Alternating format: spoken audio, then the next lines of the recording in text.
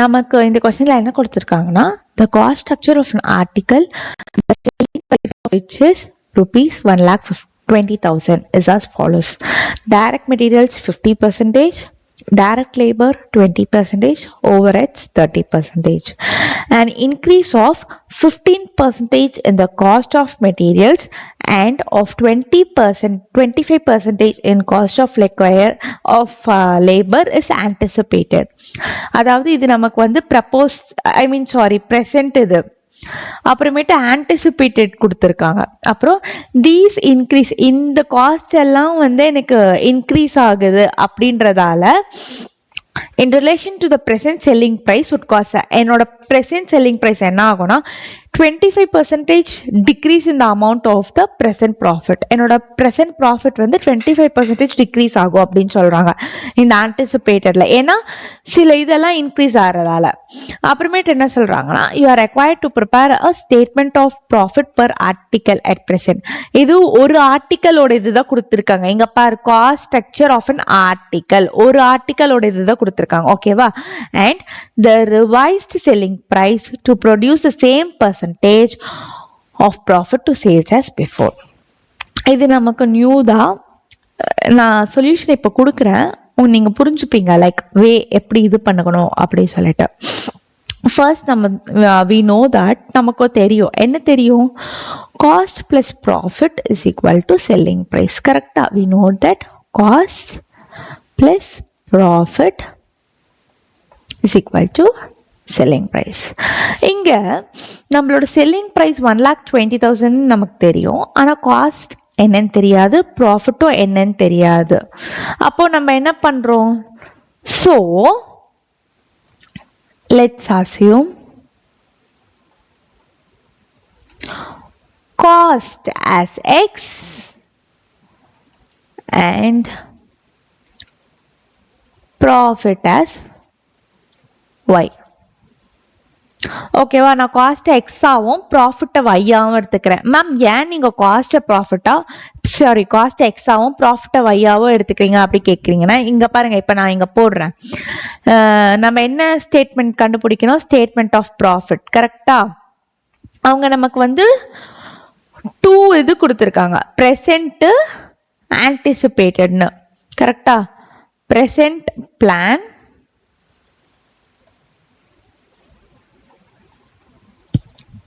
anticipated plan.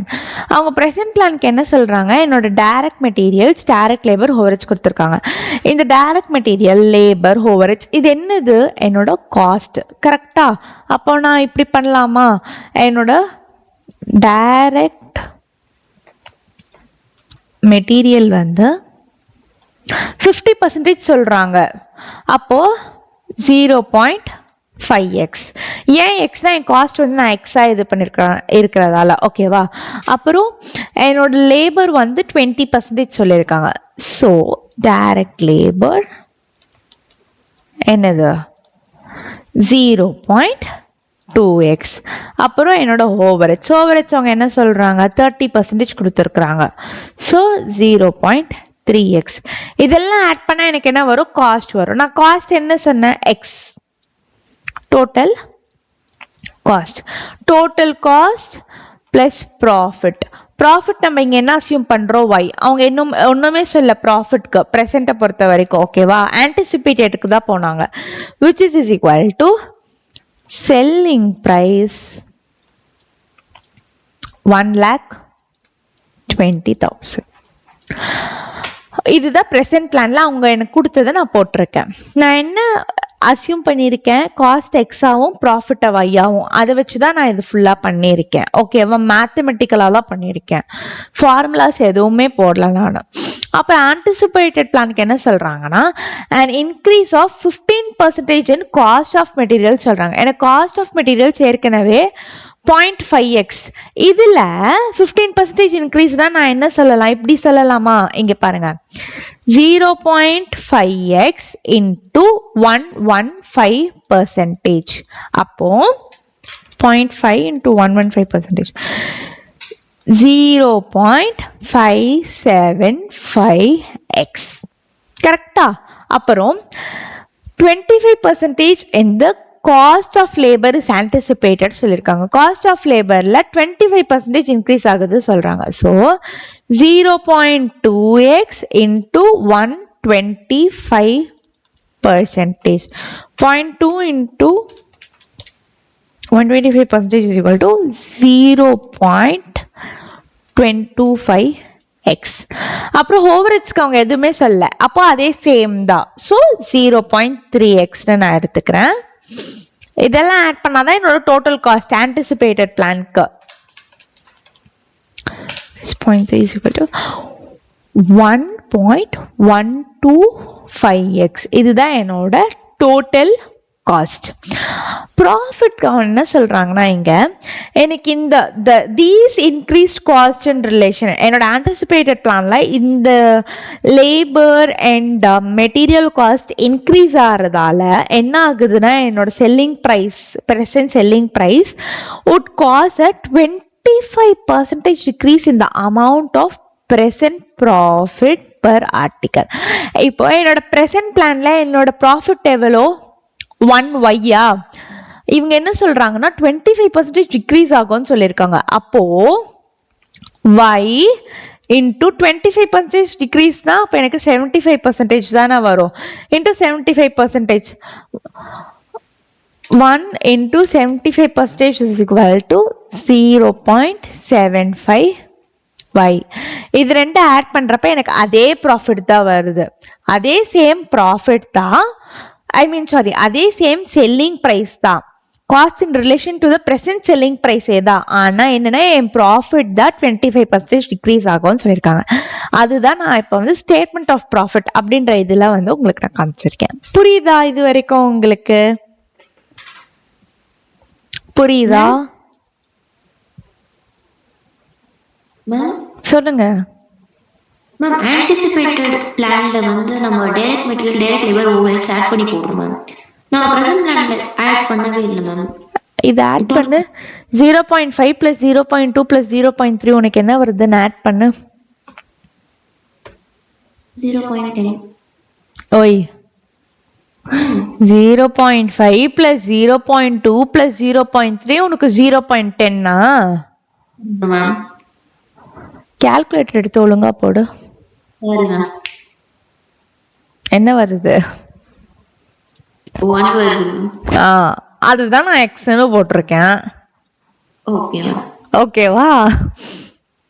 இதெல்லாம் anticipated பிளானுக்கு புரிஞ்சதுல உனக்கு இந்த ஒர்க்கிங்ஸ்? அப்போ எஸ் மேம். ஓகே. இப்போ நான் இது ஒண்ணுமே இல்ல, நம்ம ஈக்குவேஷன் பண்ணுவோம்ல மேக்ஸ்ல, அந்த மாதிரி தான். x plus y is equal to 1,20,000. இதை நான் ஃபர்ஸ்ட் ஈக்குவேஷனா எடுத்துக்கிறேன். அதே மாதிரி செகண்ட் இது பாருங்க, 1.125x plus 0.75y is equal to 1,20,000. இது நான் செகண்ட் ஈக்குவேஷனா எடுத்துக்கிறேன். நான் இங்க ஒண்ணுமே இல்லை, நம்ம வந்து டிமாண்ட் ஃபார்காஸ்டிங்ல படிப்போம். ஓகேவா?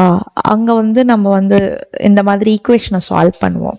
நான் இப்போ என்ன பண்றேன்னா, இதை கேன்சல் பண்றதுக்கு ஃபர்ஸ்ட் ஈக்குவேஷன்ல 1.125 வந்து மல்டிப்ளை பண்றேன். அப்ப என்ன ஆகும்? 1.125x plus 1.125y is equal to 1,20,000 into 1.125 எவ்வளோ? 1,35,000. செகண்ட் ஈக்குவேஷனை நான் அப்படியே போடுறேன்.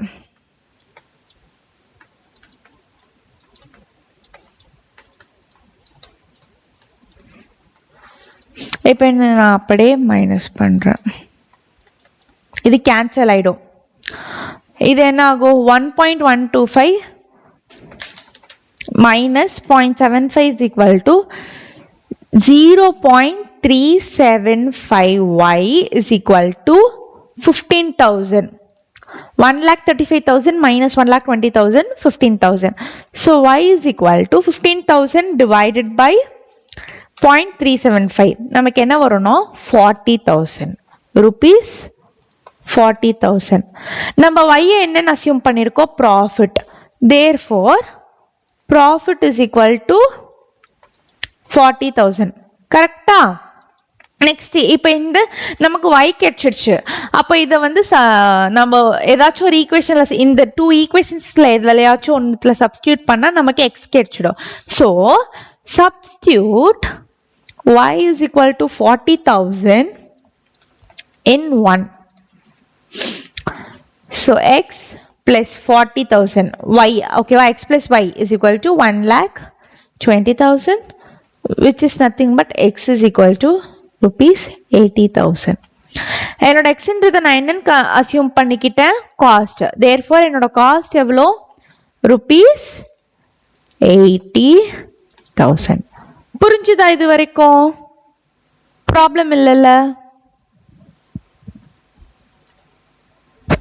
வாயை திறந்து சொல்லுங்க, பேசுங்க, அப்பதான் எனக்கு தெரியும் உங்களுக்கு புரிஞ்சுதா இல்லையான்னு. புரியுதுக்கா?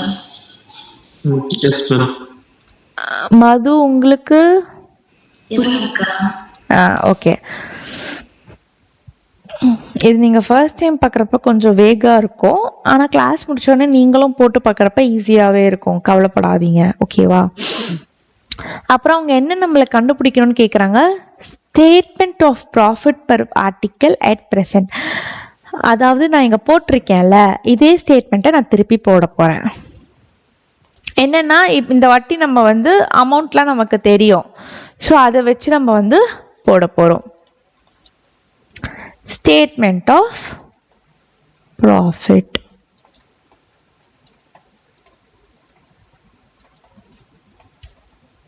for present. So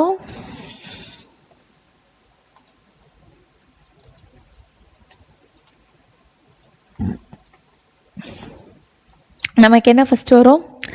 direct material. கரெக்டா? டைரக்ட் மெட்டீரியல் நமக்கு என்ன? 0.5x இங்க இதாக இருக்கும். அப்போ x நம்ம இங்க கண்டுபிடிச்சிருக்கோம் 80,000. கரெக்டா? So 0.5 into 80,000, which is nothing but 40,000. அப்புறம் டைரக்ட் லேபர். டைரக்ட் லேபர் என்ன இது பண்ணியிருப்பாங்க? 0.2x. ஸோ 0.2 x என்னது நமக்கு? 80,000, which is nothing but 80,000 into 0.2, 16,000. அப்புறம் ஓவர்ஹெட்ஸ். ஓவர்ஹெட்ஸ் என்ன சொல்லியிருப்பாங்க? 0.3x.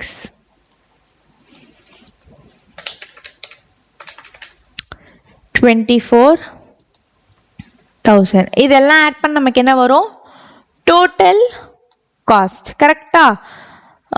80,000 வரும். அப்புறம் ஆட் ப்ராஃபிட். ப்ராஃபிட் தானே நமக்கு y. y என்ன? 40,000. So 40,000, which is nothing but selling price. அவங்க நம்ம கொஸ்டின்லேயே கொடுத்துருக்காங்க 1,20,000. அப்படி இல்லை நீ ஆட் பண்ணி போட்டால் கூட 1,20,000 உனக்கு கரெக்டாக வரும். இதுதான் வந்து statement of profit for present. புரிஞ்சுதா இந்த statement of profit?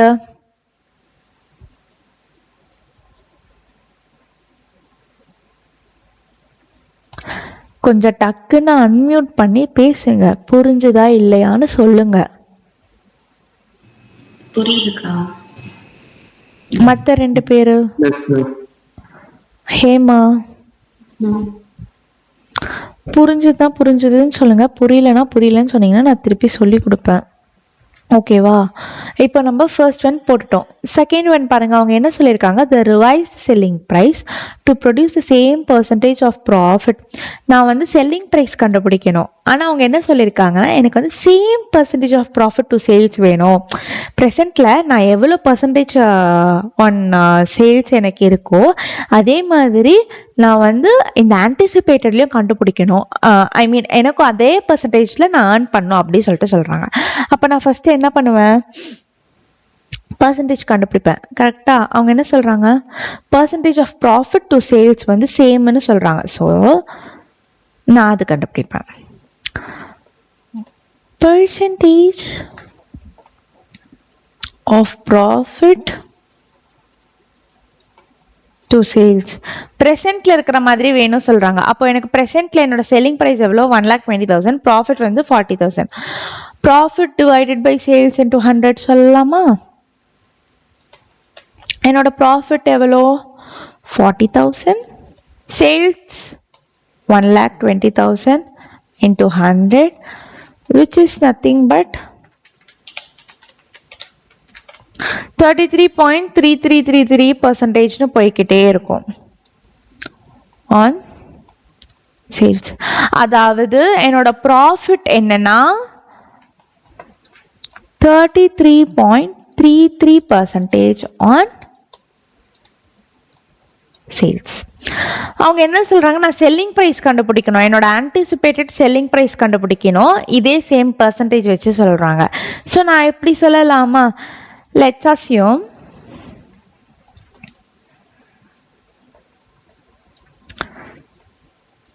selling price as X. அதே மாதிரி we know, என்ன தெரியும் நமக்கு, we know that cost plus profit is equal to selling price. என்னோட ஆன்டிசிபேட்டட்ல என்னோட காஸ்ட் நான் என்ன போட்டிருக்கேன் இங்க 1.125x, கரெக்டா? அதே தான் நான் இங்க போடுறேன் 1.125x பிளஸ் ப்ராஃபிட் எனக்கு என்ன சொல்றாங்க, சேமா இருக்கணும்னு சொல்றாங்க. அப்போ 33.33% on x, ஏன்னா on sales which is equal to x. கரெக்டா? புரியுதா நான் சொல்றது? Yes ma'am. Just a minute. இங்க நான் ஒரே ஒரு கோளாறு மட்டும் பண்ணிட்டேன், ஒன்றும் இல்லை. காஸ்ட் இருக்குல்ல, காஸ்ட் நம்ம இங்க எவ்வளோ கண்டுபிடிச்சோம், 1.125x கண்டுபிடிச்சோமா?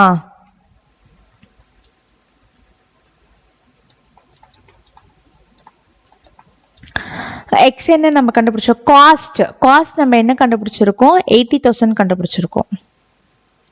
ஓகேவா? நான் அது மட்டும் போட்டுக்கிறேன், ஏன்னா ஆன் எக்ஸ் நான் போட்டேன்னா இங்க செல்லிங் பிரைஸ்க்கு நீங்க வந்து இது பண்ணிடுவீங்க. So 1.125 into 80,000 is equal to 90,000 plus 33.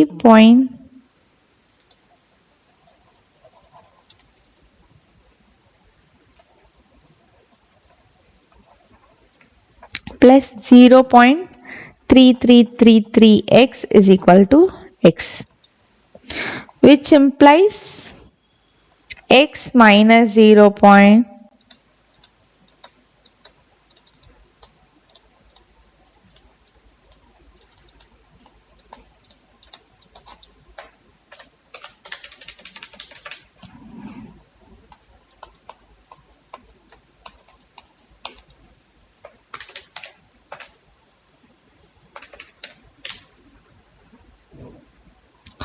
One lakh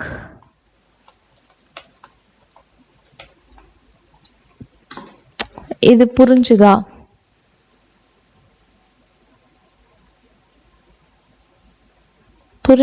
புரியலையா?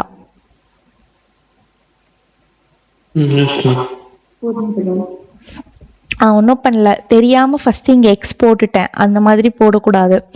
1.125x நான் கண்டுபிடிச்சேன்னா எக்ஸ்ன்றது காஸ்டா, 80,000 நான் அங்க போட்டுக்கிட்டேன்.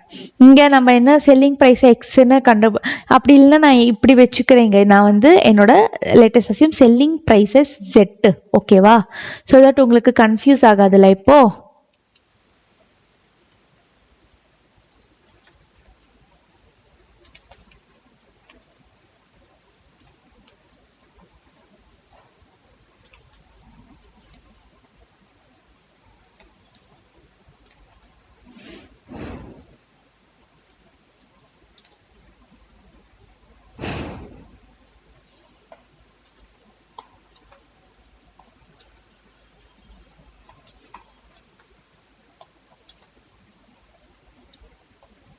ஓகேவா? புரிஞ்சுதா இப்போ நான் போட்டது?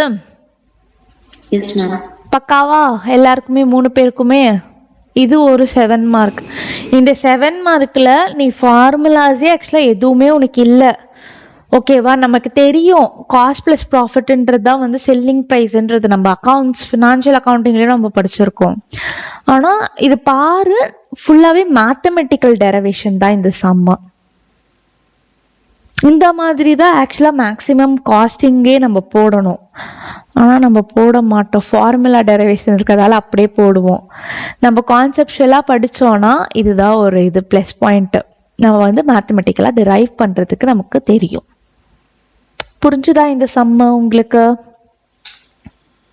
இந்த சம்மை இப்படிதான் போட முடியும், வேற எப்படியும் போட முடியாது, அதுவும் சொல்லிடுறேன். ஆனா உங்களுக்கு ஒன் டைம் பார்க்கதான் இந்த மாதிரி வேகா இருக்கும். ஆனா நீங்க அதை போடுறப்ப உங்களுக்கு புரியும், கவலைப்படாதீங்க. ஓகேவா? 3 பேருக்குமே பக்காவா? Okay okay. இப்போ நம்ம நெக்ஸ்ட் சம் என்ன பார்க்க போறோமோ அதுவும் வந்து பாஸ்ட் இயர் கொஸ்டின் பேப்பர் தான். ஆனால் அது வந்து டிசம்பர் 2022, அதாவது ஓல்டு சிலபஸ் 2016 சிலபஸ் எழுதுனாங்களே அப்போ கேட்டது. இது வந்து ஒரு சிஎஸ்எம், அங்கே ஃபுல்லாக கான்செப்டுவலாக தான் இருக்கும். நம்ம இப்போ எப்படி எக்ஸ் ஒய் அப்படின்லாம் போட்டோம் அதே மாதிரி தான் அங்கேயும் அசியூம் பண்ணி போடுற மாதிரி இருக்கும். இப்போ நம்ம அது இப்போ போட போகிறோம். ஓகேவா? புரிஞ்சுதா? ஓகே. இப்போ இங்க என்ன சொல்றாங்கன்னா எக்ஸ் லிமிடெட் மேனுஃபேக்சர்ஸ் 2 ப்ராடக்ட்ஸ். நான் வந்து 2 ப்ராடக்ட்ஸ் மேனுஃபேக்சர் பண்றேன். என்ன ப்ராடக்ட் அப்படின்னு கேட்டீங்கன்னா சூப்பர் பென், நார்மல் பென். அப்புறம் காஸ்ட் டேட்டா கொடுத்துருக்காங்க for the year ended 31st March 2022. என்னோட டைரக்ட் மெட்டீரியல்ஸ் என்ன சொல்றாங்கன்னா 8 lakhs, direct wages 4,48,000, production overheads 1,90,000. என்னோட டோட்டல் இது எல்லாம் காஸ்ட்டும் ஆட் பண்றப்ப 14,40,000. அப்புறம் அதர் இன்ஃபர்மேஷன்ல என்ன கொடுக்குறாங்கன்னா direct material cost in super pen was twice in normal than in normal pen. அதாவது என்னோட சூப்பர் பெனுக்கு வந்து 2 மடங்கு காஸ்ட் வந்து இன்கர் ஆகுதான், எதை விட நார்மல் பென் இன்கர் ஆறதை விட. ஓகேவா? இப்போ நான் இங்க என்னோட டைரக்ட் மெட்டீரியல் நான் என்ன பண்றேன்னா என்னோட டைரக்ட் மெட்டீரியல் காஸ்ட்க்கு நான் என்ன அசியூம் பண்றேன்னு நான் பார்த்துக்கோங்க. நான் மெட்டீரியல் வந்து எக்ஸ்ன்னு அசியூம் பண்றேன். ஓகேவா? எக்ஸ்ன்னு அசியூம் பண்றேன்னா என்னோட super pen was twice than normal pen சொல்றாங்க. அப்ப என்னோட நார்மல் பென் எக்ஸ்ன்னு வச்சுக்கோங்க. அதை விட 2 மடங்கு அதிகம்னா 2x. அவ்வளவுதான். அதுதான் இந்த ஸ்டேட்மெண்ட்ல அவங்க சொல்ல வருது. அப்புறம் direct wages for normal pen were 60% of those of super pen அப்படி சொல்றாங்க. அண்ட் டைரக்ட் வேஜஸ் நான் ஒய்ன்னு எடுத்துக்கிறேன். ஓகேவா? ஒய்ன்னு எடுத்துக்கிறேன். அவங்க என்ன சொல்றாங்கன்னா என்னோட normal pen excuse me sorry, என்னோட normal pen were 60% for those of super pen அப்படின்னு சொல்றாங்க. அதாவது என்னோட சூப்பர் பென் வந்து 100%னா அதுல 60% தான் எனக்கு நார்மல் பெனுக்கு ஆச்சுன்னு சொல்றாங்க. அப்போ நான் இங்க வந்து இதை வையா கன்சிடர் பண்றேன். ஓகேவா? இதை நான் இப்படி போடலாமா? y 0.6y. அவ்வளவுதான். நெக்ஸ்ட் ப்ரொடக்ஷன் ஓவர்ஹெட் வந்து பர் யூனிட் சேம் சொல்றாங்க. ஸோ ப்ரொடக்ஷன் பர் யூனிட் வந்து சேம்ன்றதால நான் ஜஸ்ட் அப்படி சும்மா 100% போட்டுக்கிறேன். இங்க நான் எப்படி XY இது பண்ணணும், இங்க Z அப்படின்னு நான் வந்து அசியூம் பண்ணிக்கிறேன். ஓகேவா? நெக்ஸ்ட் என்ன சொல்றாங்கன்னா அட்மினிஸ்ட்ரேஷன் ஓவர்ஹெட் வந்து 200% of direct labour for each. என்னோட அட்மின் ஓவர்ஹெட் நான் எவ்வளவு இன்கர் பண்றேன்னா டைரக்ட் லேபர் இருக்குல்ல அதோட டபுள் மடங்கு நான் இன்கர் பண்றேன். அதான் 200% கொடுத்துருக்காங்க. செல்லிங் காஸ்ட்னா என்ன? எக்ஸ்பென்ஸ். ஓகேவா? என்னோட செல்லிங் காஸ்ட் அட்மின் ஓவர்ஹெட் கொடுத்துருக்காங்க. அப்புறம் என்னோட செல்லிங் காஸ்ட் வந்து ₹1 ஃபார் சூப்பர் பென் கொடுத்துருக்காங்க. ₹1 per சூப்பர் பென். அப்புறம் என்னோட ப்ரொடக்ஷன் அண்ட் சேல்ஸ் பார்த்தேன்னா என்னோட சூப்பர் பென் பொறுத்த வரைக்கும் நான் எவ்வளோ ப்ரொடியூஸ் பண்ணியிருக்கேன்னா 40,000 யூனிட்ஸ். ஆனால் நான் சேல் பண்ணது எவ்வளோன்னு பார்த்தேன்னா 36,000 யூனிட்ஸ். அப்போ மிச்சது என்னது ஃபினிஷ்டு ஸ்டாக். ஓகேவா? க்ளோசிங் ஸ்டாக்ல ஃபினிஷ்டு கூட என்னோட வேர் ஹவுஸ்ல வந்து உட்காந்துட்டு இருக்கும் இந்த 4,000 யூனிட்ஸ். அப்புறம் நார்மல் பென் வந்து 1,20,000 யூனிட்ஸ் நான் வந்து ப்ரொடியூஸ் பண்ணியிருக்கேன். என்னோட செல்லிங் ப்ரைஸ் பார்த்தேன்னா சூப்பர் பென் ₹30 per யூனிட். இங்க என்ன நீ கண்டுபிடிக்கணும்னா காஸ்ட் ஷீட், சூப்பர் பென்னோட காஸ்ட் ஷீட் காமிக்க போற. Total work cost, cost per unit, total cost, cost per unit, total profit நீ profit per unit, total profit கண்டுபிடிக்க போற. வேற எதுவுமே அவங்க சொல்லல. புரிஞ்சுதா உங்களுக்கு இது வரைக்கும் நான் எப்படி போட்டிருக்கேன்னு? போன கொஸ்டின்ல வந்து நம்ம cost plus profit is equal to selling price அப்படின்ற இதில் எடுத்து பண்ணதால நம்ம காஸ்ட் எல்லாமே எக்ஸா எடுத்திருப்போம். ஆனால் இங்கே நமக்கு ஒரு 2 டிஃப்ரெண்ட் ப்ராடக்ட்ஸ் கொடுத்து அது ரெண்டுத்துக்கு சேர்த்தான காஸ்ட் கொடுத்துருக்காங்க. அதாவது இந்த 2x + x is equal to 8 lakhs. கரெக்டா? எக்ஸ்கியூஸ் மீ, புரியுதா நான் சொல்றது? தயவு செஞ்சு அன்மியூட் பண்ணி பேசுங்க.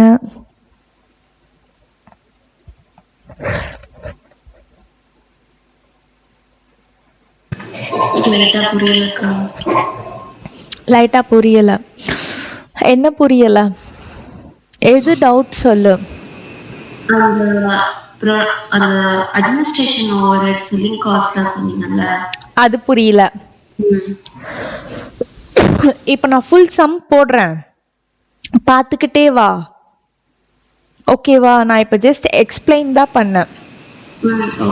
நீ பயப்படாத. செல்லிங் காஸ்ட்ன்றது ஒண்ணுமே இல்லை. காஸ்ட்னா என்ன? எக்ஸ்பென்ஸ், அதுதான், வேற ஒன்றும் இல்லை. இங்க செல்லிங் ப்ரைஸ்ன்றது உனக்கு தனியா கொடுத்துருக்கான், நீ கன்ஃபியூஸ் பண்ணிக்காத அதை. இப்போ நம்ம வந்து ஃபர்ஸ்ட் காஸ்ட் ஷீட் போட போறோம். ஓகேவா? நம்ம first direct material, direct wages, production ஓவர்ஹெடோட ஒர்க்கிங் நோட்ஸ் போட்டுக்கலாம். ஸோ தட் நமக்கு ஈஸியா இருக்கும்.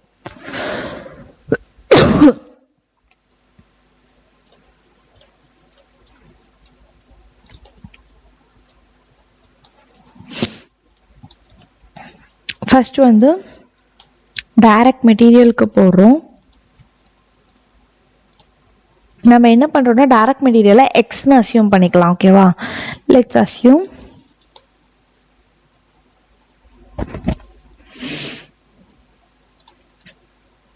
direct material cost per unit for normal pen x, super பென்னுக்கு 2x. ஏன் மேம் சூப்பர் பென்னுக்கு 2xனா எனக்கு நார்மல் பென்னோட ட்வைஸ் ஆன காஸ்ட் நடக்குது, அதனால. எனக்கு இங்க சொல்லியிருக்காங்க ப்ரொடக்ஷன் எவ்வளோ பண்ணியிருக்கேன். நார்மல் பென்க்கு என்ன, நான் எக்ஸ்ன்னு பர் யூனிட்டோட காஸ்ட் வந்து எக்ஸ்ன்னு அசியூம் பண்ணியிருக்கேன். அப்போ நார்மல் பென் நான் எவ்வளோ ப்ரொடியூஸ் பண்றேன்? 1,20,000 into X plus super pen எவ்வளோ ப்ரொடியூஸ் பண்றேன்? 40,000. 40,000 into 2x is equal to என்னோட டைரக்ட் மெட்டீரியலோட டோட்டல் காஸ்ட் எவ்வளோ? 8 lakhs, which is equal to 8 lakhs. So இது ரெண்டு இது பண்ணா 1,20,000x plus 80,000x, which is nothing but 2 lakh x.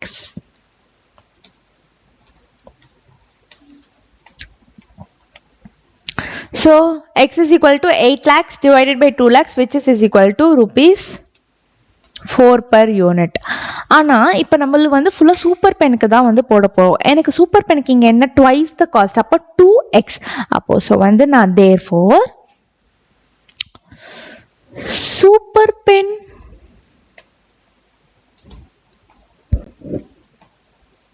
Material cost per யூனிட்க்கு தான் போடுறேன், which is equal to 2x. அதாவது 2 into 4, which is equal to ₹8 per unit. புரிஞ்சுதா இது வரைக்கும் direct material?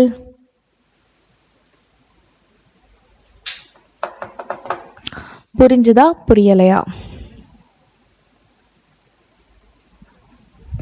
S ma'am. Sujayinder, Madhu புரியுதுக்கா. ஓகே. இதே மாதிரி நம்ம நெக்ஸ்ட் டைரக்ட் லேபருக்கு போட போறோம். டைரக்ட் லேபரை நம்ம ஒய்யா கன்சிடர் பண்றோம். ஓகேவா? Let's assume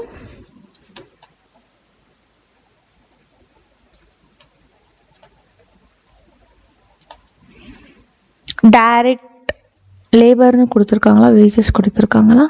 direct wages. Okay, so நம்ம டைரக்ட் வேஜஸ்னே இங்கே டேர்ம் எடுத்துக்கலாம். Direct wages per unit for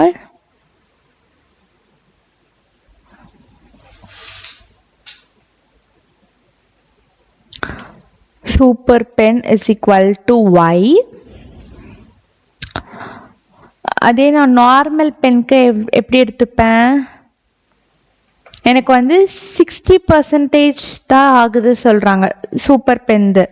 அப்போ which is equal to 0.6y. So என்னோட சூப்பர் பென் நான் எவ்வளோ ப்ரொடியூஸ் பண்ணுறேன்? 40,000. 40,000 into y plus normal pen வந்து 1,20,000 into 0.6y is equal to கரெக்டாக 4,48,000. டைரக்ட் லேபர் காஸ்ட்டு ஆமாம் 4,48,000.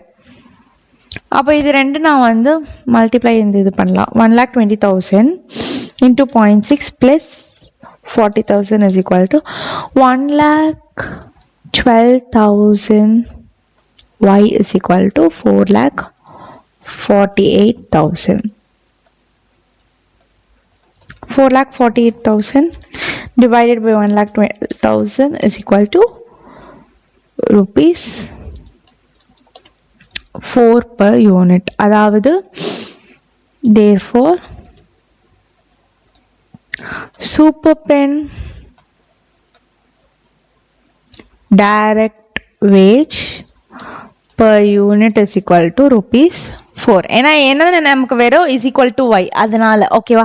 நம்ம ஏன் நார்மல் பெனுக்கு போடலன்னா, நார்மல் பென் நமக்கு கொஸ்டின்ல கேட்கல, சூப்பர் பென்னோட காஸ்ட் ஷீட் சூப்பர் பென்னோடது மட்டும் தான் கேட்டிருக்காங்க, அதனால. புரிஞ்சுதா? அப்புறம் next third one direct labour கழிச்சு என்ன சொல்றாங்க அவங்க? ப்ரொடக்ஷன் சொல்றாங்க. ப்ரொடக்ஷன் ஓவர் ஹெட்க்கு என்ன சொல்றாங்க? Was the same for both. என்னோட பர் யூனிட் காஸ்ட் வந்து ரெண்டுத்துக்குமே சேம்னு சொல்றாங்க. ஸோ அதுக்கு நம்ம இப்போ ஒர்க்கிங் நோட் போட போறோம். So production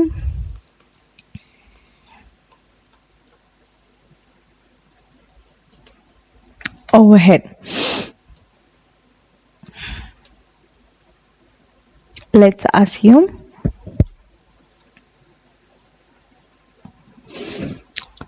production overhead per unit for super pen is equal to Z, normal pen is equal to Z.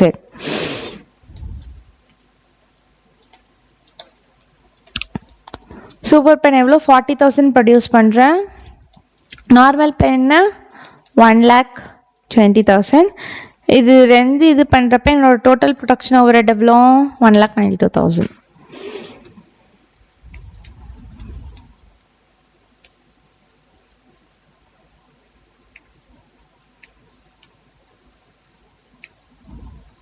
$1,92,000. So 120 plus 40, 160. 1,60,000 Z is equal to 1,92,000.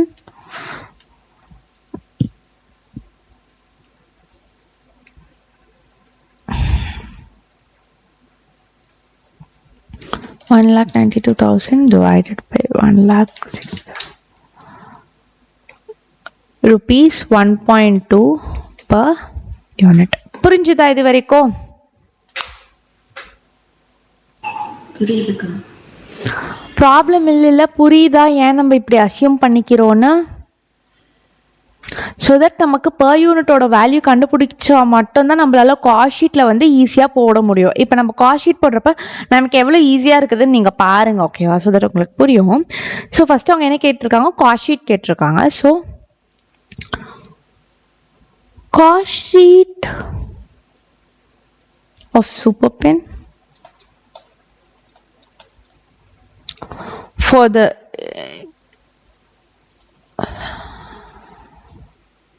year ended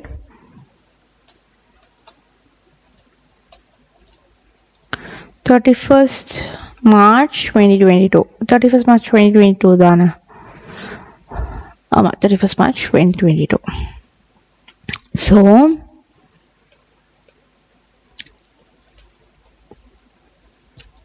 particulars amount rupees. First நம்ம என்ன போடுவோம், direct material போடுவோமா? நான் இங்கே ஷார்ட்டாக எழுதுறேன். Direct material டிஎம்னா நீங்கள் ஃபுல்லாக தான் எழுதணும். டைரக்ட் மெட்டீரியலுக்கு நம்ம என்ன கண்டுபிடிச்சோம், இப்போ யூனிட் காஸ்ட் வந்து 8. எவ்வளோ ப்ரொடியூஸ் பண்ணியிருக்கோம், 40,000 units. So 8 into 40,000 is equal to 8 4s 32. So 3,20,000. அப்புறம் டைரக்ட் வேஜஸ். டைரக்ட் வேஜஸ் எவ்வளோ கண்டுபிடிச்சிருக்கோம், ₹4 per unit. So ₹4 into 40,000. 4 4s என்ன, 16. 1,60,000. நம்மளுக்கு டைரக்ட் எக்ஸ்பென்சஸ் கொடுக்கல. ஸோ இது ரெண்டு ஆட் பண்ணி வர்றது தான் நம்ம வந்து ப்ரைம் காஸ்ட் சொல்லுவோம். ப்ரைம் காஸ்ட் எவ்வளோ, 4,80,000. கரெக்டா? அப்புறம் நமக்கு என்ன கொடுத்துருக்காங்க கொஸ்டின்ல, என்னோட ப்ரொடக்ஷன் ஓவர்ஹெட் கொடுத்துருக்காங்க. நான் அப்புறம் வந்து இது வந்து ஒர்க்கிங் நோட் 1 ரெஃபர் பண்ணிக்கோங்க, இது ஒர்க்கிங் நோட் 2 ரெஃபர் பண்ணிக்கோங்க. அப்புறம் add production overhead working note 3 என்ன போட்டிருப்போம், நம்ம எவ்வளோ per யூனிட் கண்டுபிடிச்சிருக்கோம், 1.2. So 1.2 into 40,000. 1.2 into which is nothing but 48,000. இது ரெண்டு ஆட் பண்றப்ப எனக்கு என்ன வரும், 5,28,000. இதுதான் என்னோட ப்ரொடக்ஷன் காஸ்ட். கரெக்டா? அப்புறம் எனக்கு என்ன சொல்லியிருக்காங்க, எனக்கு வந்து அட்மின் ஓவர்ஹெட் கொடுத்துருக்காங்க, அப்புறம் செல்லிங் காஸ்ட். ஓகே, அட்மின் ஓவர்ஹெட்க்கு என்ன சொல்றாங்கன்னா 20% 200% of direct labour for each. அதாவது plus admin overhead 200% of direct wages சொல்றாங்க. அண்ட் டைரக்ட் வேஜஸ் எவ்வளோ, 1,60,000 இன்டு 200% சொல்றாங்க. அப்போ 3,20,000. இப்ப புரிஞ்சுதா அட்மின் ஓவர்ஹெட் உங்களுக்கு எப்படி போடணும்னு? இது போட்டு வரத நம்ம என்ன சொல்வோம், காஸ்ட் ஆஃப் ப்ரொடக்ஷன். ஸோ இது ரெண்டு ஆட் பண்றப்ப 8,48,000 நமக்கு வரும். இங்க நமக்கு வந்து இன்னொன்று இருக்கு கொஸ்டின்ல. அவங்க என்ன சொல்லியிருக்காங்கன்னா 40,000 யூனிட்ஸ் நீ ப்ரொடியூஸ் பண்ணியிருக்க, சேல் 36,000 நீ பண்ணியிருக்கனா, மிச்சம் 4,000 என்ன உனக்கு, closing stock of finished goods. கரெக்டா? அது நம்ம இங்க லெஸ் பண்ணணும். ஆனால் நமக்கு ஓப்பனிங் எதுவுமே இல்லை, ஓகேவா? So less closing stock of finished goods. இதுக்கு நம்ம என்ன பண்ணுவோம், மொத்தம் எவ்வளோ இருக்கு, 8,48,000 யூனிட்ஸ் இருக்கா, ஐ மீன் அவ்வளோத்து காஸ்டான இது இருக்கு, அது டிவைடட் பை இது எவ்வளோ யூனிட்ஸ்க்கான காஸ்ட் 40,000. ஆனால் எனக்கு இப்போ க்ளோசிங் ஸ்டாக்ன்றது எவ்வளோ, 4,000 யூனிட்ஸ். மேம் இந்த 4,000 எப்படி வந்துச்சுன்னா 40,000ன்றது உன்னோட ப்ரொடக்ஷன் மைனஸ் உன்னோட சேல்ஸ் வந்து 36,000. அது இது பண்றதப்ப உனக்கு அப்படி வரும், ஓகேவா? So 8,48,000 divided by 40,000 into 4,000 is equal to 84,800. இது ரெண்டு மைனஸ் பண்ணணும்.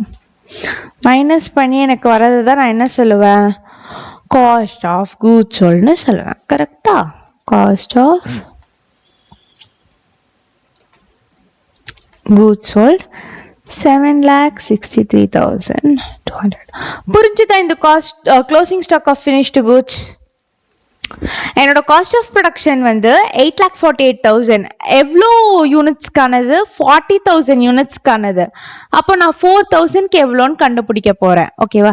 8,48,000 வந்து 40,000க்கானதுன்னா என்னோட 4,000க்கானது எவ்வளோ? Cross multiplication. அதுதான் இங்க 8,48,000 டிவைடட் பை 40,000 இன்டூ 4,000 போட்டிருக்கேன். புரிஞ்சுதா இப்போ? கிளியர்? ஓகே. அட்மின் ஓவர்ஹெட்ஸ் முடிச்சாச்சா? அப்புறமேட்டு என்ன கொடுத்துருக்காங்க, என்னோட செல்லிங் காஸ்ட் வந்து ₹1 per சூப்பர் பென் கொடுத்துருக்காங்க. Selling cost is nothing but selling expenses. So cost of goods sold add selling cost. அவங்க எவ்வளோ கொடுத்துருக்காங்க? 1 per சூப்பர் பென். அப்போ நான் 36,000 சேல் பண்றேன். அது இன்டூ ₹1 36,000. இது ரெண்டு ஆட் பண்றது தான் என்னோட total cost or cost of sales. எவ்வளோ? 7,99,200. அப்புறம் நான் ப்ராஃபிட் ஆட் பண்ணணும். கரெக்டா? எனக்கு அவங்க ப்ராஃபிட் கொடுத்துருக்காங்களா கொஸ்டின்ல? அதுக்கு என்ன சொல்லியிருக்காங்க, என்னோட செல்லிங் ப்ரைஸ் மட்டும் ₹30 per யூனிட்னு கொடுத்துருக்காங்க. ஸோ ப்ராஃபிட் தான் நம்மளோட பேலன்சிங் ஃபிகராக இங்கே வரும். என்னோட சேல்ஸ்க்கு என்ன சொல்கிறாங்கன்னா 30 per யூனிட். எவ்வளோ யூனிட்ஸ் நான் சேல் பண்ணியிருக்கேன்? 36,000. அப்போது எவ்வளோ எனக்கு வரும்? 36,000 இன்டூ ₹30 வந்து 10,80,000. 10,80,000 minus 7,99,200 is equal to 2,80,800. அதுதான் என்னோட ப்ராஃபிட் பேலன்சிங் ஃபிகர். புரிஞ்சுதா இது வரைக்கும்? பக்கா கிளியரா? மது உங்களுக்கு புரிஞ்சுதா? செல்லிங் காஸ்ட், அட்மின் ஓவர்ஹெட் நீங்க தான் கேட்டீங்க. சூப்பர். ஹேமா உங்களுக்கும் புரிஞ்சிருச்சா இதோட? ஓகே. இப்போ நம்ம காஸ்ட் ஷீட் போட்டுட்டோம். கரெக்டா? ஃபர்ஸ்ட் இது முடிச்சாச்சு. செகண்ட் என்ன சொல்றாங்கன்னா காஸ்ட் பெர் யூனிட் டோட்டல் காஸ்ட்னு சொல்றான். டோட்டல் காஸ்ட் கண்டுபிடிச்சிட்டோம். காஸ்ட் பெர் யூனிட் இப்போ நம்ம போட போறோம். So cost per unit is equal to total cost எனக்கு எவ்வளோ? 7,99,200. எவ்வளோ யூனிட்ஸ்க்கானது? 36,000 யூனிட்ஸ்க்கானது. அப்போ என்னோட பெர் யூனிட் எவ்வளோ? 22.2 per unit. ஆச்சா. அப்புறம் டோட்டல் காஸ்ட் அங்க 7,99,200 கண்டுபிடிச்சிட்டோமா? Next profit per unit and total profit. So அப்புறம் நெக்ஸ்ட் இப்போ ப்ராஃபிட் per unit கண்டுபிடிக்க போறோம். Profit per unit is equal to total profit நமக்கு எவ்வளோ? 2,80,800. number of units எவ்வளோ? சேல் பண்ணது 36,000 which is equal to ₹7.8 per unit. அக்கா சொல்லுடா. நம்ம அந்த யூனிட் வேல்யூ கண்டுபிடிக்கிறதுக்கு ப்ரொடக்ஷனோட யூனிட்ஸ் எடுத்துக்க மாட்டோமா? ஏன்டா ப்ரொடக்ஷனுக்கானது எடுத்துக்கிற? இங்க நம்ம பாரு என்ன பண்றோம், ப்ரொடக்ஷனா ப்ரொடக்ஷன் 40,000க்கு பண்ற வரைக்கும் எடுத்துக்கிறோம். அப்புறம் நம்ம வந்து க்ளோசிங் ஸ்டாக் லெஸ் பண்ணிடுவோம். அதாவது நம்மளோட 4,000 யூனிட்ஸ் வந்து க்ளோசிங் ஸ்டாக் அந்த 40,000ல மிச்சத்தை தான் நம்ம வந்து சேலே பண்றோம். அதனால என்னோட காஸ்ட் ஆஃப் கூட்ஸ் சோல்ட்ல இருந்தே எனக்கு அந்த 36,000 யூனிட்ஸ்க்கானது வந்துட ஆரம்பிச்சிடும். நான் எவ்வளோ கூட்ஸ் சேல் பண்றேனோ அதோட காஸ்ட் அப்படின்னு வர ஆரம்பிச்சிடும். அதனால என்னோட டோட்டல் காஸ்ட், ப்ராஃபிட், சேல்ஸ் எல்லாமே வந்து என்னோட சேல்ஸ்க்கானதுக்கு ரிலேட்டட் தானே தவிர்த்து நான் எவ்வளோ ப்ரொடியூஸ் பண்ணணும் அதுக்கான ரிலேட்டட் இல்லை. இந்த காஸ்ட் ஆஃப் ப்ரொடக்ஷன் வரைக்கும் தான் எனக்கு என்ன அமௌண்ட் வருதோ தட் இஸ் ரிலேட்டட் டு நான் எவ்வளோ யூனிட்ஸ் ப்ரொடியூஸ் பண்ணியிருக்கேனோ அந்த இயருக்கு. அது கழிச்சு எனக்கு வர்றது எல்லாமே வந்து செல்லிங் எவ்வளோ நான் சேல்ஸ் பண்ணியிருக்கேனோ அந்த இயருக்கு அதுக்கான சம்மதப்படுத்த காஸ்ட் தான் காஸ்ட் ஆஃப் ப்ராஃபிட். புரிஞ்சுதா? இங்க நம்ம நோட் எழுதணும். என்ன நோட் எழுதணும்? நமக்கு வந்து இங்க ப்ரொடக்ஷன் ஓவர்ஹெட் அப்படின்னு கொடுத்துருக்கான். சாரி அட்மின் ஓவர்ஹெட் அப்படின்றது கொடுத்துருக்காங்க. அப்படின்றப்ப here I have அஸ்யூம்ட்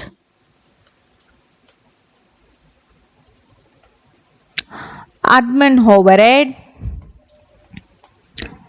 as related to production activity, as related to production அப்படின்னு கூட நீ போட்டு முடிக்கலாம். ஏன் இந்த நோட் போடுறோம்னா நம்ம அட்மின் ஓவர்ஹெட்டை ரெண்டா எடுத்துக்கலாம். நாட் ரிலேட்டட் டு ப்ரொடக்ஷன் நான் எடுத்து கூட இந்த செல்லிங் காஸ்ட் கூட நான் இங்க கீழே ஆட் பண்ணிக்கலாம். அப்படி பண்ணியும் பசங்க போடுவாங்க. நமக்கு இதுக்கு சஜஸ்டட் ஆன்சர் ரிலீஸ் பண்றப்ப இங்க கீழே ஆட் பண்ணி போட்டு இருந்தாங்க. அப்போ கீழே நோட்ல யாரெல்லாம் வந்து இந்த மாதிரி கொடுத்துருக்காங்களோ அவங்களுக்குலாம் ஃபுல் மார்க் கொடுத்துருக்காங்க. யார் கொடுக்கலையோ அவங்களுக்கு ஸ்டெப் மார்க் தான் வந்திருக்கு. இங்க வந்து எல்லா ஸ்டெப்புக்குமே ஒரு மார்க். இங்க பாரு, இந்த ஹெட்டிங்க்கு ஒரு மார்க் கொடுப்பாங்க. நீ எப்பெல்லாம் ஸ்டேட்மெண்ட் போடுறியோ அதுக்கு ஒரு மார்க், இதுக்கு கண்டிப்பா ஒரு 1 or 1/2 மார்க் கொடுப்பாங்க. அதே மாதிரி இந்த இது ஒர்க்கிங்ஸ் இதுக்கு ஒரு மார்க், இதுக்கு ஒரு மார்க், இதுக்கு ஒரு mark.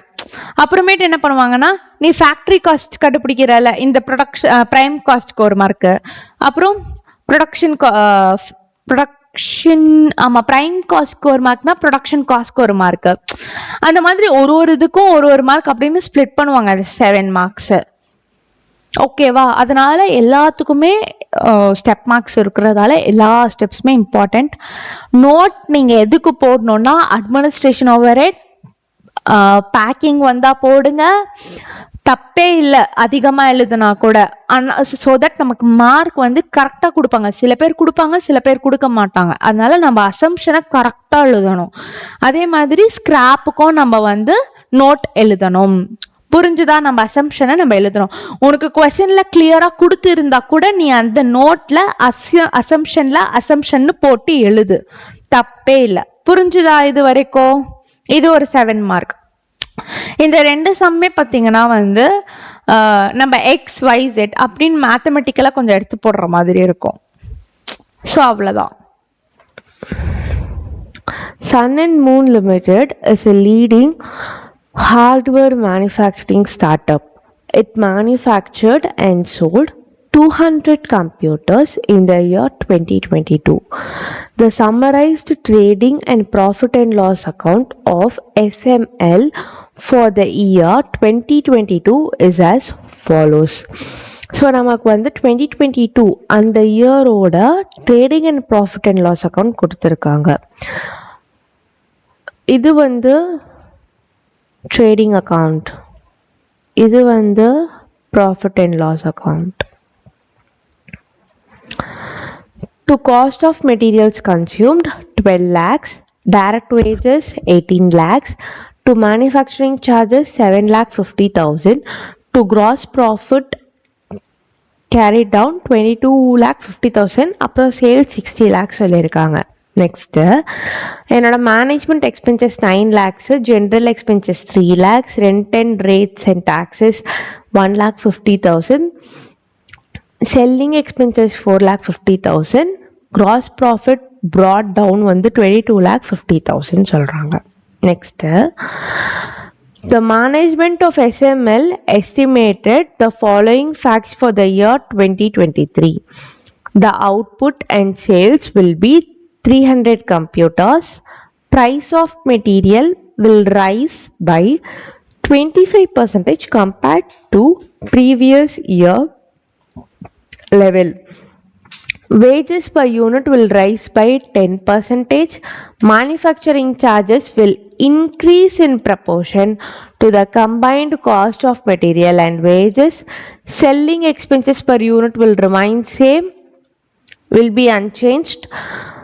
Other expenses will remain unaffected by the rise in the output.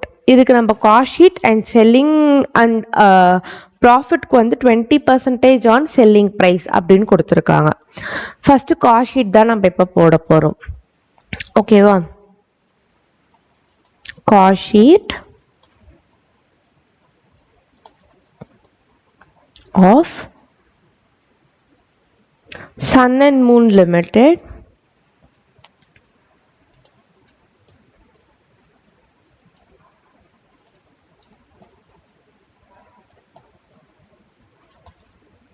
for the year 2023. இங்கே எஸ்டிமேஷன் கொடுத்துருக்காங்க, அதனால பிராக்கெட்ல நான் எஸ்டிமேட்டட்னு போட்டுக்கிறேன். ஓகேவா? இதுதான் வந்து நான் ஹெட்டிங்கா கொடுக்குறேன். நெக்ஸ்ட் பர்டிகுலர்ஸ்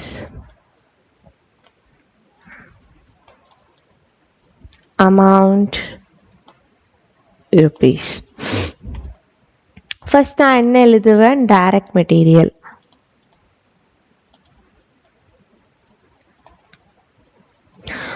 இங்க எனக்கு டைரக்ட் மெட்டீரியல் பொறுத்த வரைக்கும் என்ன கொடுத்துருக்காங்கன்னா, to cost of material consume 12 lakhs கொடுத்துருக்காங்க போன இயருக்கு. ஆனால் எஸ்டிமேஷனில் என்ன சொல்லியிருக்காங்கன்னா, என்னோட அவுட்புட் அண்ட் சேல்ஸ் வந்து 300 கம்ப்யூட்டர்ஸாக இருக்கும். அவுட்புட் அண்ட் சேல்ஸ்ன்றது ப்ரொடக்ஷன் அண்ட் சேல்ஸ். ஓகேவா? 300 கம்ப்யூட்டர்ஸ். என்னோட ப்ரைஸ் ஆஃப் மெட்டீரியல் வந்து will rise by 25% compared to previous year லெவல்னு சொல்லியிருக்காங்க. நான் ப்ரீவியஸ் இயர் 12 lakhs நான் இன்கர் பண்ணியிருக்கேன் 200 யூனிட்ஸ்க்கு. ஸோ 200 யூனிட்ஸ்க்கு 12 lakhsனா 300 யூனிட்ஸ்க்கு எவ்வளோ? கிராஸ் மல்டிப்ளிகேஷன் பண்ணணும். 18 lakhs. இதோட மட்டும் முடியுதா? இல்லை, அவங்க இன்னொன்னும் சொல்றாங்க, price of material will rise by 25% compared to previous year level னு கொடுத்துருக்காங்க. அதனால 18 lakhs into 125%. 22,50,000. இதுதான் என்னோட direct material or raw material consumed அப்படின்னு சொல்லலாம். கரெக்டா? இது புரிஞ்சுதா?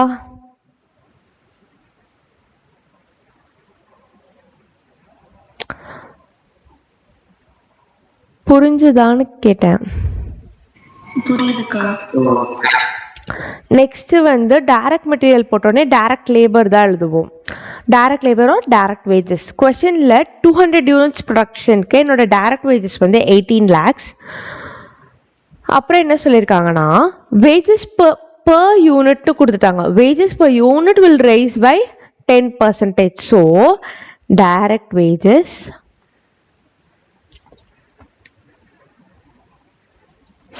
எனக்கு எவ்வளோ கொடுத்துருக்காங்க? 200 யூனிட்ஸ்க்கு. 200 யூனிட்ஸ்க்கு வந்து 18 lakhs கொடுத்துருக்காங்க.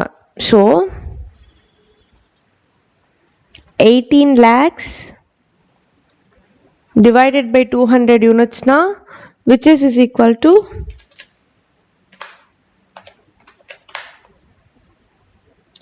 rupees 9,000 per unit. கரெக்டா? இப்போ நான் என்ன பண்றேன்னா, இங்க நான் எவ்வளோ யூனிட்ஸ் ப்ரொடியூஸ் பண்றேன்? 300 into இந்த 9,000 will increase by 10% கொடுத்துருக்காங்க. அப்போ 9,000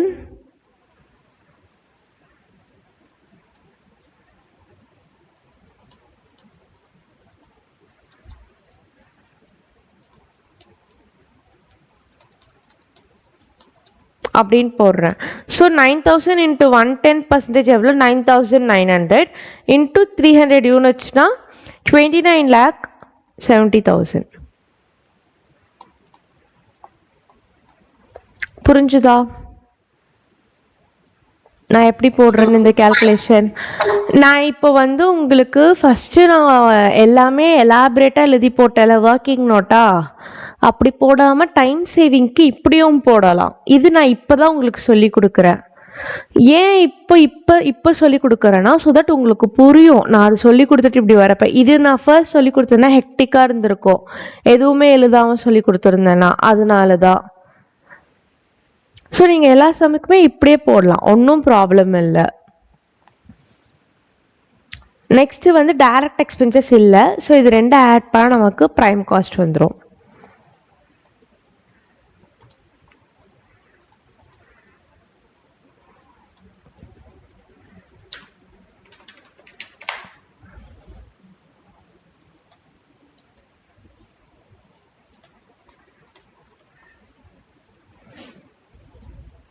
அப்புறம் நம்ம வந்து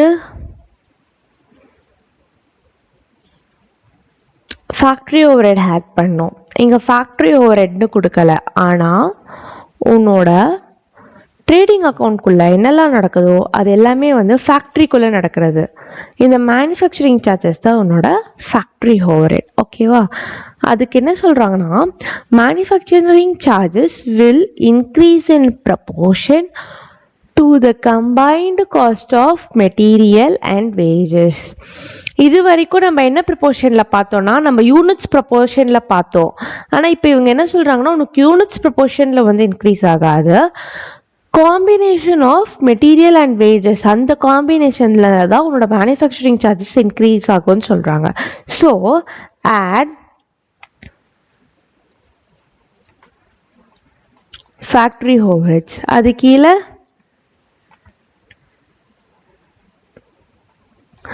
மேனுஃபேக்சரிங் சார்ஜஸ். எனக்கு மேனுஃபேக்சரிங் சார்ஜஸ் எவ்வளோ சொல்கிறாங்க? 7,50,000 சொல்கிறாங்க. கரெக்டாக இங்கே? ஸோ 7,50,000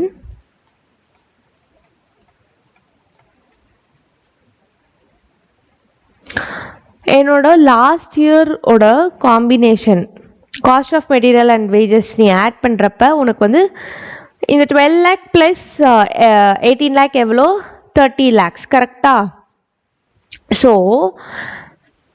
என்னோட 30 lakhs இருக்கிறப்ப என்னோட மேனுஃபேக்சரிங் சார்ஜஸ் வந்து 7,50,000னா, இப்போது என்னோட ரா மெட்டீரியல் அண்ட் வேஜஸ் நீ ஆட் பண்ணுறப்போ உனக்கு எவ்வளோ வருது? 52,20,000. அந்த டைமுக்கு உன்னோட மேனுஃபேக்சரிங் சார்ஜஸ் எவ்வளோ? Cross multiply. புரியுதா? புரியுதுக்கா.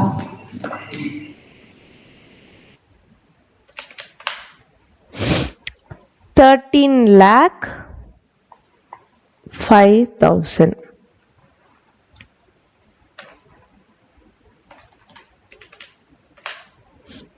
ஸோ இதுதான் என்ன, நமக்கு என்ன எழுதுவோம் நம்ம இப்போ? ஃபேக்ட்ரி ஆர் ஒர்க் காஸ்ட்னு சொல்லலாமா? இது ரெண்டு ஆட் பண்ணால் 65,25,000. ஓகேவா? நெக்ஸ்ட்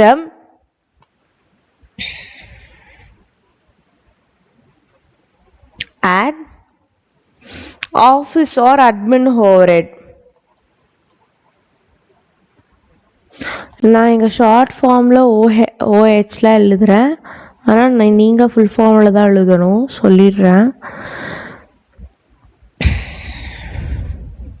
அப்புறம் என்ன சொல்கிறாங்க, மிச்ச காஸ்ட் மிச்ச எக்ஸ்பென்சஸ் எல்லாமே சேமாக தான் இருக்கும், நீ உன்னோட அவுட்புட் ரைஸ் ஆனாலும் சேமாக தான் இருக்கும்னு சொல்லிட்டாங்க. So manufacturing expenses, general expenses, rent, rates and taxes இது எல்லாமே பிஎன்எல் அக்கௌண்ட்டில் இருக்குது.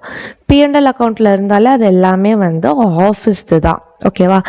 இல்லை மேம் அது எப்படி நீங்கள் சொல்கிறீங்க அப்படின்னு கேட்டிங்கன்னா, ட்ரேடிங் அக்கௌண்ட்டில் இருக்கிறது எல்லாமே தான் உனக்கு வந்து அந்த மேனுஃபேக்சரிங் யூனிட்டில் நடக்கிறது. அந்த இடத்துல உனக்கு general expenses, management expenses, rent, rates and taxes அது கொடுத்துருந்தா நீ அதை ஃபேக்ட்ரி ஓவர்ஹெட்ஸில் ஆட் பண்ணியிருப்ப. உனக்கு பிஎன்எல்ல கொடுக்கறதால நீ அது எல்லாமே வந்து அட்மினிஸ்ட்ரேஷன் ஒரு ஆஃபீஸ் ஓவர்ஹெட் அந்த இதில் எழுதுற. மேம் செல்லிங் எக்ஸ்பென்சஸ் தான் பிஎன்எல்ல இருக்குது, ஏன் அது இது பண்ண மாட்டீங்க? பேர்லேயே இருக்குது செல்லிங் எக்ஸ்பென்சஸ். ஸோ அது செல்லிங் அண்ட் டிஸ்ட்ரிபியூஷன் ஓவர்ஹெட்ல இது ஆட் ஆகும். ஓகேவா? புரியுதா? ஓகேக்கா.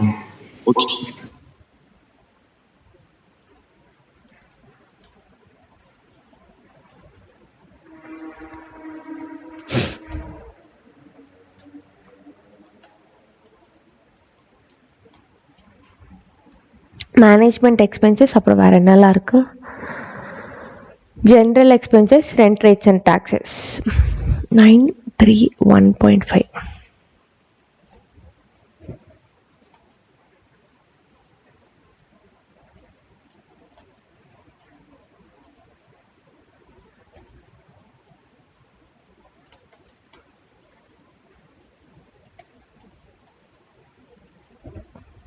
Management expenses 9 lakhs. இது ஒரு 3 lakhs. இது ஒரு 1,50,000.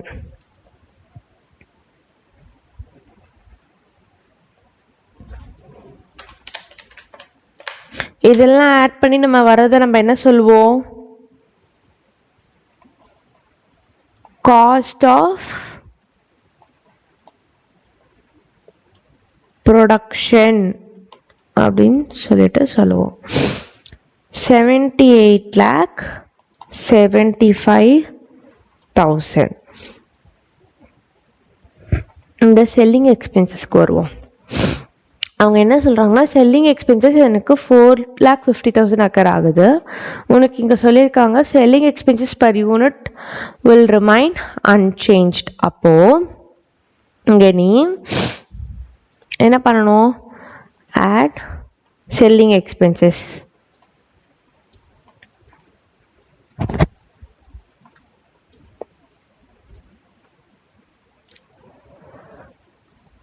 $4,50,000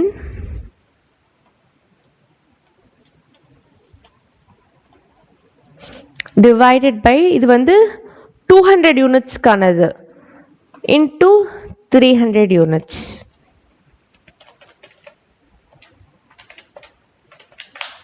$6,75,000.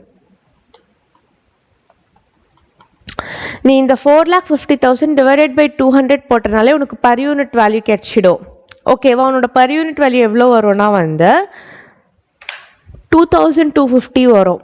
அது இன்ட்டு 300 தான் நான் வந்து 6,75,000. இது எல்லாமே நான் மர்ஜ் பண்ணி போட்டிருக்கேன், அவ்வளோதான். மற்றபடி வேறு எதுவுமே இல்லை. புரிஞ்சுதா?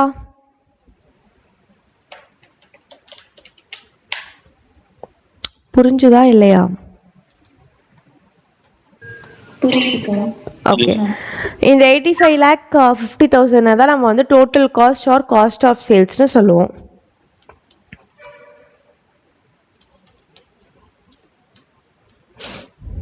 இது கழிச்சு ஆட் ப்ராஃபிட். அவங்க ப்ராஃபிட்க்கு என்ன சொல்லியிருக்காங்கன்னா, என்னோட profit suggest selling price per unit to earn of profit 20% on selling price அப்படின்னு கொடுத்துருக்காங்க. ஸோ நான் 20% ஆன் செல்லிங் ப்ரைஸ்னாலே அது எனக்கு எவ்வளோ ஆன் காஸ்ட்டு? 25% on cost. கரெக்டாக? ஸோ நான் இங்கே எழுதிக்கிறேன் 25% ஆன் காஸ்ட். எனக்கு இங்கே காஸ்ட் எவ்வளோ? 85,50,000 இன்ட்டு 25% நான் போட்டேன்னா 21,37,500. அதான் என்னோட ப்ராஃபிட். 21,37,500. ஸோ இது ரெண்டை ஆட் பண்ணால் என்னோட சேல்ஸ் வந்து எனக்கு கிடைச்சிடும். Sales or selling price.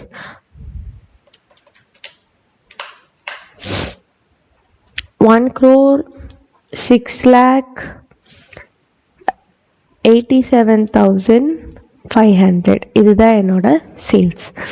கொஸ்டினில் எனக்கு என்ன சொல்லியிருக்காங்க? வேறு காஸ்ட் ஷீட் நான் ப்ரிப்பேர் பண்ணிட்டேன். செல்லிங் ப்ரைஸ் பெர் யூனிட்டை நான் இப்போ கண்டுபிடிக்கணும். So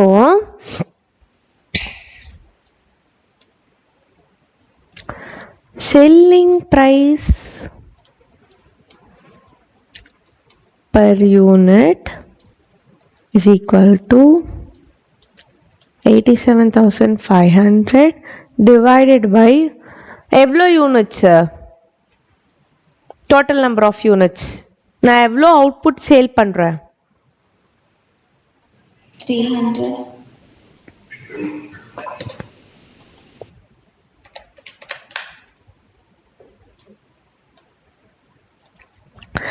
$35,625 per unit. இங்கே நான் நோட் எழுதணும். Note here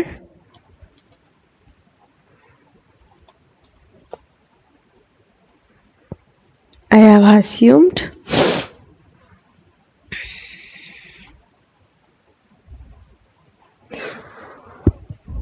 manufacturing charges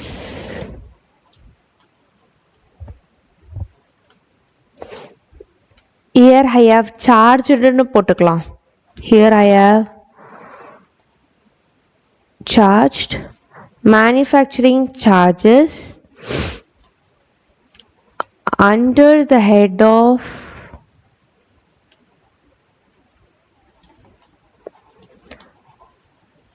factory overheads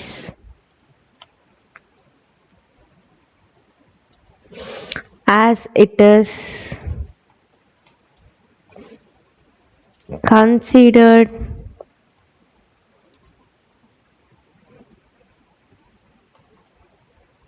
happen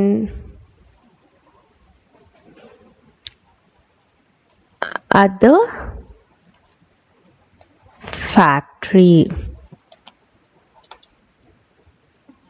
இங்க பாருங்க வேர்ட்ஸ் நான் சேஞ்ச் பண்ணி எழுதியிருக்கேன்.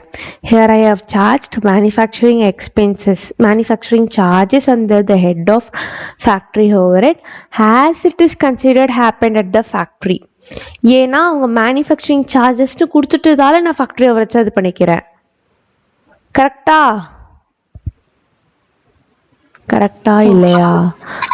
அதே மாதிரி நெக்ஸ்ட் நம்ம அட்மின் ஓவர்ஹெட்ஸ்க்கும் எழுதுவோம். இது வந்து நான் உங்களோட நோட்டீஸ்க்கு தான் எழுதுறேன். இந்த ஃபர்ஸ்ட் பாயிண்ட் நீங்க எக்ஸாம்ல எழுதணும்னு தேவையில்லை, நாளைக்கு நீங்க பாக்குறப்ப புரிஞ்சுக்கிறப்ப. ஆனா இந்த செகண்ட் பாயிண்ட் தான் நீங்க எக்ஸாம்க்கு எழுதினே ஆகணும். என்னது? Admin overheads. கரெக்டா? Admin overheads has been assumed as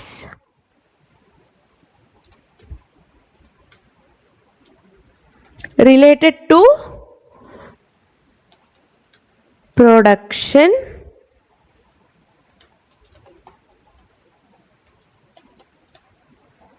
activity. புரிஞ்சுதா? நான் இது வந்து எதுக்குன்னா இது வந்து உங்க புரிதலுக்காக தான். இந்த நோட்டு தான் வந்து எக்ஸாம் ரிலேட்டட் கண்டிப்பா எழுதி ஆகணும்.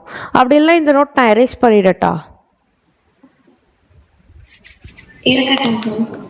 ஓகே. இப்போ புரிஞ்சுதா உங்களுக்கு இந்த சம் எப்படி போடணும்னு? அவ்வளோதான் இந்த சம்மா.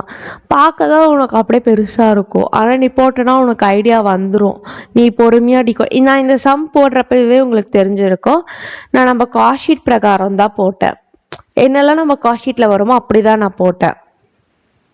வேற எதுவுமே நான் எக்ஸஸாக பண்ணல. அவ்வளோதான் இந்த கொஷின்.